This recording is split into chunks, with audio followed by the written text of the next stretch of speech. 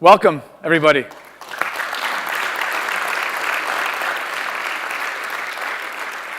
My name is Brad Keywell. I am the founder of Chicago Ideas Week, and I'm very happy to welcome all of you here now to this very special event that started really 20 years ago when I met Ronnie Lott and was inspired by the concept of having a coach and the thought of having a mentor. But before I talk about Ronnie, maybe a moment of perspective about really what we're doing here this week and what the purpose of it all is. The idea of Chicago Ideas Week is to create an ideas platform that can connect our city.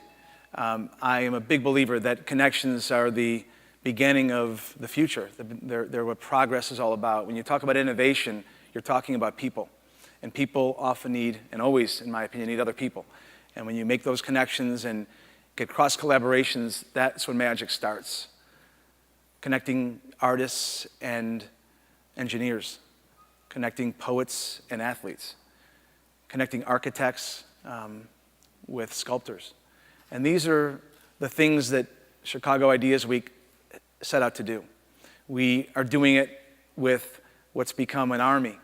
We have a full-time staff of 12, but now we have, I think, nearly 500 volunteers who fundamentally understand that it's time for our great city to have an ideas platform.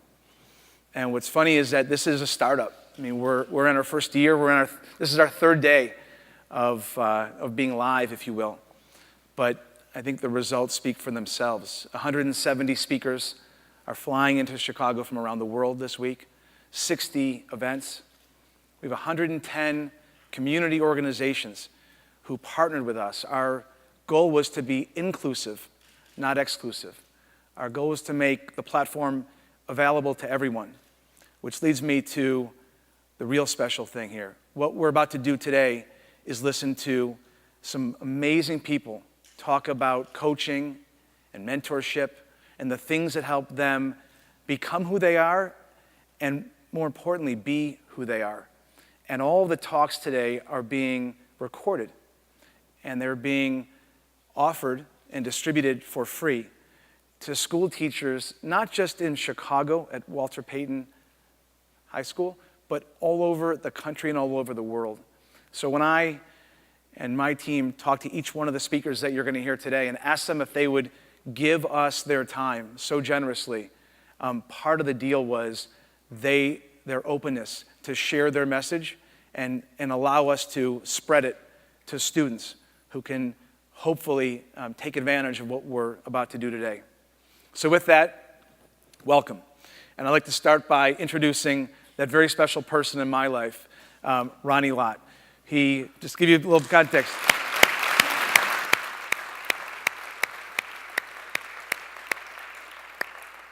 Ronnie is obviously, well, for those young people in the crowd, I'll come on up. He's a Hall of Fame safety from the 49ers, but he, to me, defines the word champion. And I'm not gonna guess how many Super Bowl rings you have. I'm gonna ask you, how many rings? 4. 4 rings. This is a champion. So Ronnie, if you would have a seat. Yeah, sure. Thank you, Brad. So, so the format today is going to be a number of events, one after the other. Yeah, mine fell off too. But I'm going to start with maybe 5 minutes of talking to you, Ronnie. Okay. And I know a lot about you, and there's a question I've always wanted to know. And it's about the fact that you played for 11 years with one of the great NFL quarterbacks of all time, Joe Montana. And my question for you is, being a teammate of Joe's, what made him such a special player, athlete, person? Well, first of all, I want to thank you for allowing me to be here and obviously for these athletes to come and spend some time, Jeffrey and all of the speakers that are here.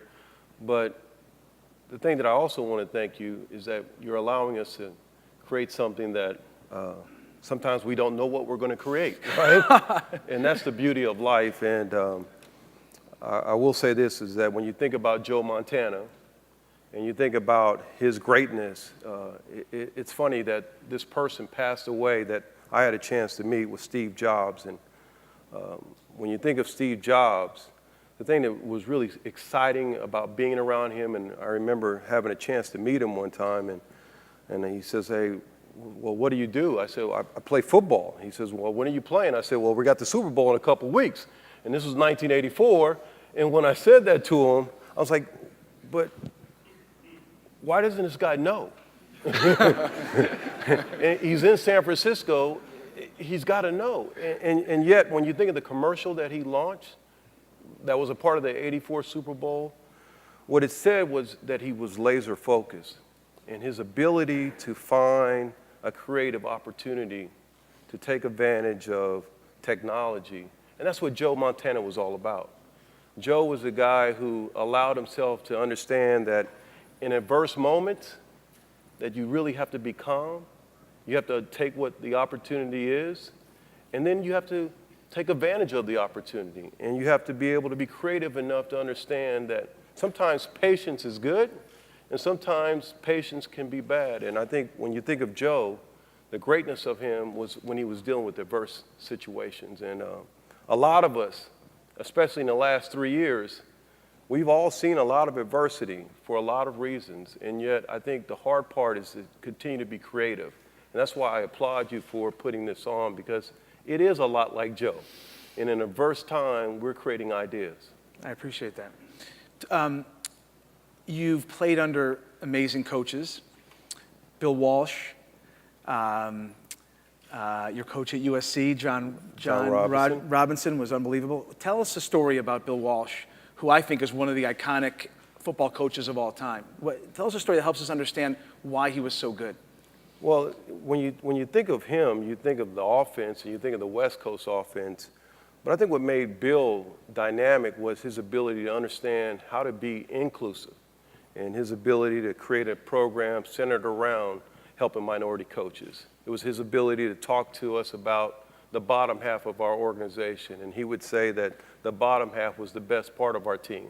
I mean, obviously everybody would say that Jerry Rice and Joe Montana and Roger Craig and others were the best part of our team, and he would say that the bottom half was the best team. And the reason he would say that is that you got to find people that are like-minded, that are willing to sit on the bench, that are willing to be comfortable, and yet to inspire and to be a part of something that was bigger than themselves. So you look at that and you realize that he was much more than just a coach. And I think for me, he's always allowed me to understand that there was more out there in life. And just a phenomenal individual, incredible coach. But when you look back at his body of work, the thing that comes to mind for me is I'm always amazed that when I look at Art Shell and I look at some of the coaches that are minorities that have come to be a part of this league that are coaching, a lot of it was attributed to Bill. And that's something that a lot of people don't know, but that's an idea that Bill thought about many years ago, and to see it flourish to where it's at today, it's pretty amazing. You think coaches can make you play better? Without a doubt. They can make you play better, but we also have some coaches that can make you play bad, you know. I mean, the funny thing to me about life is that we all have the ability to hear certain things. You know, I like to think of my kids as kids that can tune me out when they want to tune me out. And I think one of the fascinating things about life is how do you connect? I mean, you know, we were sitting here talking and we were talking about our relationships and how do we connect? How do we find commonalities? And that's hard to do as a coach. But the great coaches like Parcells will tell you. I said, hey, how do you coach Lawrence Taylor? I'm like, well, how do you do that? He goes, you know, I call his mom up. I said, you call his mom up? He goes, yeah, I call his mom up and I find out all the guys that used to take advantage of him. And he would say that in practice, every once in a while, if Lawrence did something wrong, he would say, you know what? Billy, who used to kick your rear end, is going to come back out here and take advantage of you right now. And Lawrence would say, well, how do you know about Billy? You know, he didn't say it, but you could feel it, right? And he said that what it was the ability to get him to understand that I've invested in you. I know you. I understand who you are. And imagine if all of us, if we took all our relationships and we went back. I mean, I know my wife every once in a while, she'll call up a couple of my younger buddies. Those are moments I don't want her to do, right? But then she knows a little bit more about who I am. Yeah. And I think that that's key because I'm investing. And great coaches invest to find out who we are. Well, I look at you as not just a great player, but I know that the world of NFL players and athletes look to you as a mentor and coach. So with that, I will say to all of you that we are lucky to have not only Ronnie here, but I'd like to ask Israel and Hunter and Jarrett to join us up on stage. And Ronnie's going to continue this conversation about coaching and mentorship. So pleasure All right, to have thank you. you.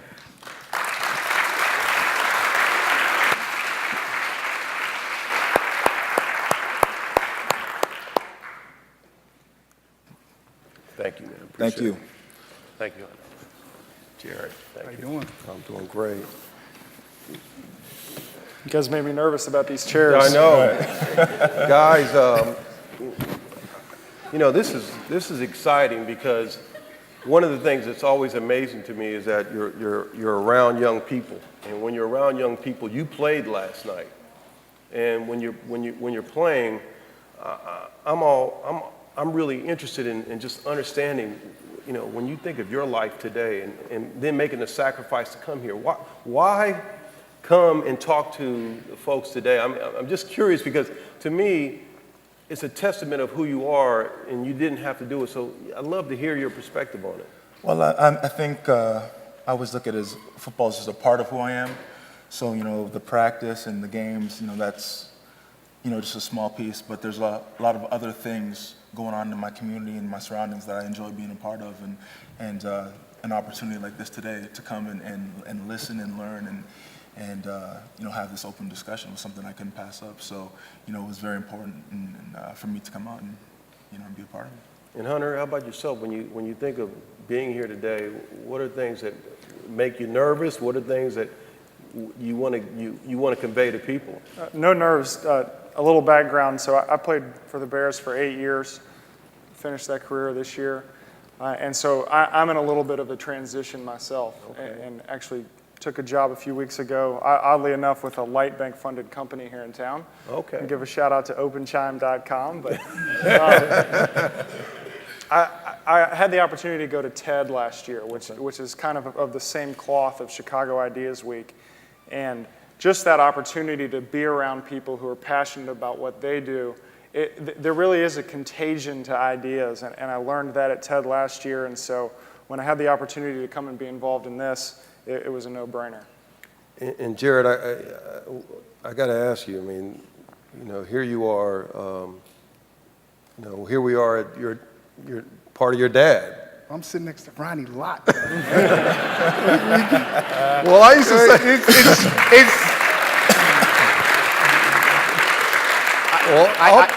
I get taken back because, seeing the legends and playing this game, you study people, and whether you play that position or not, you're one of those guys who, walking around my house, your name always came up because of what you stood for, how you played. And so the other day when me and you had the conversation on the phone and I'm driving home, I get off the phone with you and I called up my boys. I'm like, man, I was just on the phone with Ronnie Lott. They're like, what? And just the conversation of how we opened up and never talking before, it felt like we've been friends for a long time.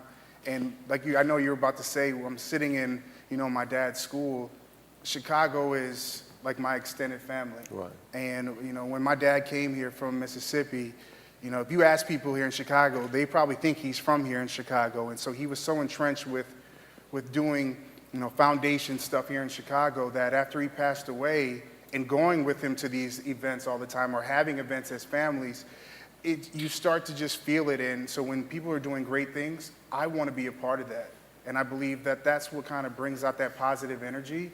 And you can learn a lot from listening to other people's ideas and thoughts. And so that's a big reason why I'm a part of this. And when we talk about ideas, guys, I mean, what's the one idea that you guys have looked at in your life recently and said, if I could apply that to my life, or if I could give that one kind of thought. I mean, you mentioned a little bit, Hunter, about this notion of ideas, but what's the one thing that you would say that you would allow a coach to go, you know what, I got to use that. That could help me. Yeah, we're supposed to be talking about coaching, right? You're right. And that's why I think it's really important because I think coaches sometimes lose the fact of understanding ideas from players. Well, it's funny, we have a lot of guys who've been coached their whole lives up here. And I know Izzy does a lot to give back, and I think everybody up here does a lot to sort of reach out to the next generation. And so in that respect, we have to take what we've learned and try to translate that. And I've been around a whole lot of coaches, some great, some left a little bit to be desired. And they kind of go from the strict disciplinarian guy who, it's a battle every day, to the guy who just wants to be your friend and he's a buddy. And the best ones do both, but I'm going to paraphrase here. I read a quote one time, I think it was from Colin Powell, that said, if you have to choose between being liked and being respected, be respected. And I think with coaching, that's especially true, is that if everybody on the team loves you, you're probably not doing your job very well. And that would probably apply to CEOs and people in management in any walk of life. That coaches are in a position where they have to make some very tough decisions that aren't always popular decisions. But the best ones know how to do it and know how to sort of cut through the noise to do what's in the best interest of a team. And when you think of coaching, and I just love to hear you guys, all you guys, chime in here, is when you think of coaching, what's the one thing that just troubles you? I mean, because to me, it's all the things of getting respect, but sometimes you find the coach that doesn't get respect. What are your thoughts about that? You want to go, Izzy? I mean, I was going to say, for me, I think something that great coaches do, they understand that you can't have a blanket approach. You have to really take each situation and each player individually. The same way you approach to getting me to be my best, bringing the best out of me, can't be the same approach with Hunter, with Jarrett. So, and that's what a coach, that's their job, is to bring the best out of each individual. And that approach has to be different. There's guys who you can be hard on. There's guys who've played a long time that you don't have to say anything to. They already know exactly what they did wrong or what they're doing right, and they show up every day. They're ready. They're professionals, and there's guys that you gotta put it to every day to bring that best out of them. So I think that's a huge factor in coaching, understanding and being able to maneuver different personalities. I think I'm going to piggyback off that just a little bit, and we've learned so much from coaches that, now I want to mentor and teach these younger kids. And I think it's not just being a coach when it comes to sports. I believe one thing that we're failing to see is that we got to be, coaches too in life. And we got to teach these young kids how to be not just better athletes, but better people.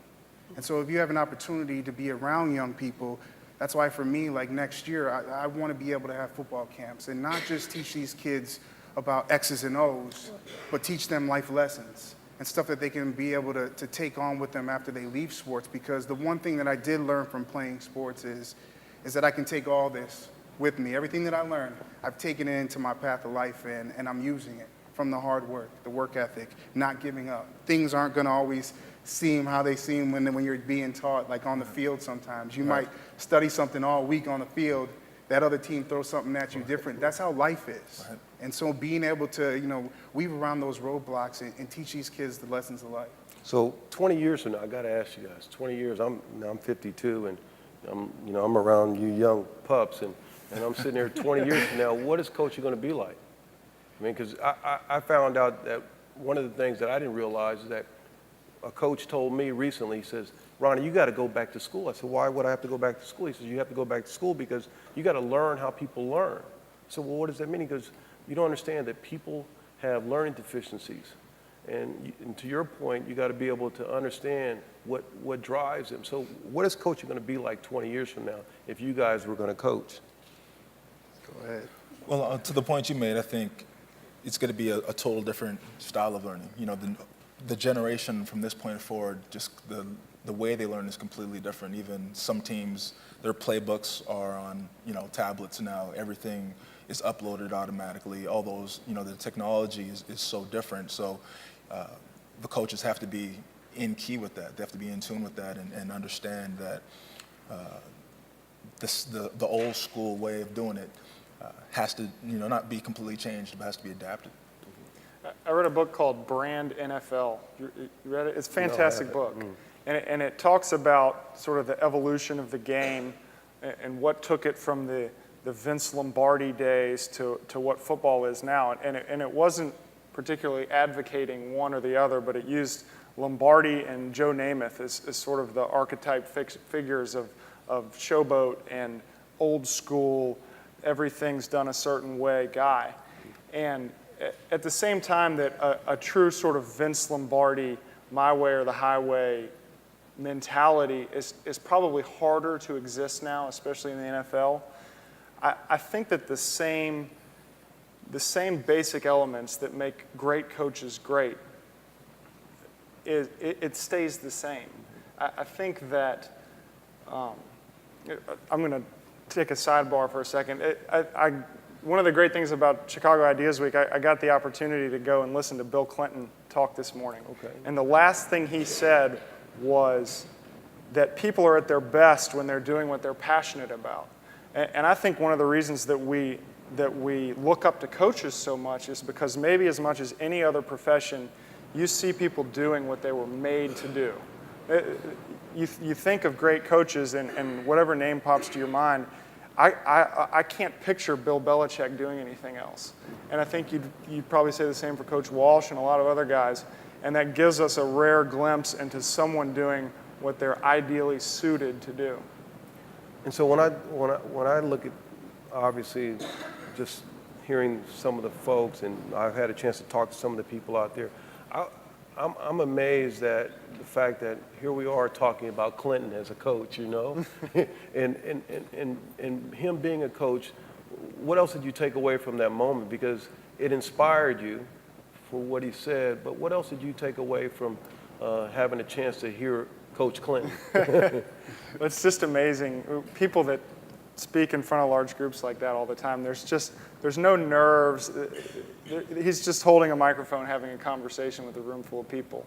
And he's such a brilliant guy, regardless of your political affiliation. It's just kind of nice. The moderator, it said at the end that we just got to visit one of the most interesting places in the world in Bill Clinton's head. And I think that there's truth to that sentiment. I don't know. I'm always somebody that thinks that great leadership isn't about showing off your talents. It's about bringing out the best in other people. And so whether it's a football coach or a CEO or the president, I think that there's a lot of the same tenets that you're looking for that would hold true regardless of whether you're coaching football players or rank and file people in your company. And so, a lot of us out here are guys who have said to ourselves, I need to lead people. I need to move them. What's the one thing in your life that allows you to move yourself every day? What drives you? I mean, for me, I got this thing called exhaust life. And I'm constantly trying to find ways to exhaust opportunities. This is a great opportunity to be able to touch you guys. So how do we exhaust this moment? No, you go first. I like going after Izzy. Wow. I don't know. I think for me it's just a hunger, to be better. Every day to be better than I was the day before. And just to continue to challenge myself. I think with that approach, you exhaust your everything. You wake up and you say, all right, what is my goal today? And you set that goal. You set a bar. You set a plan. You have a plan of attack, and then you go after it. And when you achieve that, you go to the next goal, regardless of what it may be. I think in sport, I think that's what's so beautiful about it. It kind of trains you to do that. you want to win a Super Bowl, so how are you going to achieve that? You train all off season, you do all these things in preparation for this ultimate goal. And all the things that we do in sport correlate directly into real life, into the real business world, into how to make a plan to start a business or whatever you want to do, and then breaking it down and working to achieve those goals. I wake up every single morning wanting to be better than I was the day before. And as some people might know if they follow me on Twitter and Facebook. So what's your handle? At Payton Son, Paytonsun. That's my shout out for the day. But also to inspire people, motivational quotes every single day, and inspire people to, if I can plant that seed with one person, hopefully that will, it will go on to someone else. And like Hunter said, I mean, I look at it, we're all coaches, we're all leaders, and we have to kind of figure out our craft to be able to make others better. And I know you can't affect everybody, but if you can affect one person and that goes on and they affect another person, that to me shows that we're doing what we're supposed to, because we look at each other in life, and I believe that we always think that we're always so different, but people don't really have an opportunity to actually sit down and talk to people. And my thing is, if you have an opportunity to do that, sometimes I think you'll find out more than likely that we're more similar than we are different. And just giving people an opportunity and a chance. And, my other motivation is my dad. He was the strongest person that I ever knew. And I agree. Yeah, he was the strongest person that I ever knew. Not only was he a great football player, he was a great father, and he's a great role model to me. And so when he passed away, I sat with him. This is kind of real deep, but the day that my dad passed away, I sat there with him on the side of him, and I was holding his hand, and I told him that I will do whatever you're not able to do, and I'm going to take over, and I will keep your dream alive. And so that motivates me every single day that I wake up, and that motivated me every single day from when I got to Miami, when I didn't feel like getting out of bed and going to those 6 a.m. workouts. That that motivated me to keep moving on and keep staying strong, and also my family. Yeah, I know. I'm like sitting here.